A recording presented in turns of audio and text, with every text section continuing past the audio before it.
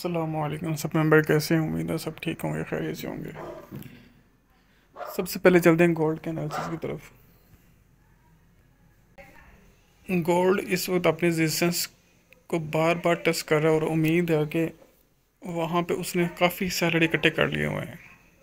ये वाले 30 के अराउंड अबाउट बहुत सारे सैलरी इसने इकट्ठे कर लिए हुए हैं। उनके स्टॉप लॉस यहाँ पड़े हुए हैं, तो उम्मीद है कि मार्केट 40 के करीब जाए, उसकी एसएल हंटिंग करे और बाद में वापस नीचे आए और सब कुछ ब्रेक कर जाए।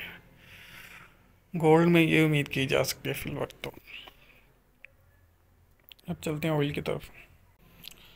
ऑयल को मैंने आप ये देखें ना, मैंने ये आपसे बाय करवाया हुआ था और मैंने कहा था ये ब्रेकआउट हो जाएगा तो हम इसको बाय में लेंगे, और ऑलमोस्ट ये जाएगा तकरीबन तकरीबन भी कहीं नहीं गया, तो ये यहाँ तक जाएगा।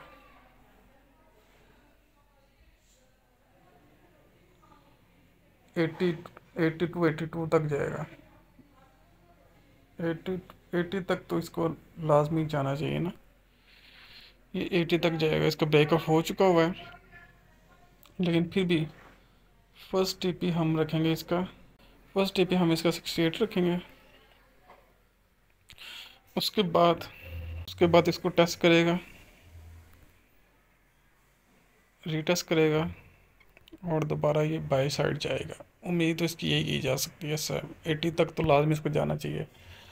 जो भाई ओल में बसे उसको लॉन्ग टर्म के लिए होल्ड कर सकते हैं। अब चलते हैं बीटीसी की तरफ। बीटीसी अपने डाउन ट्रेंड की तरफ चल रहा है। उम्मीद है ये यहीं से गिर सकता है या मैक्सिमम यहाँ तक जा सकता है।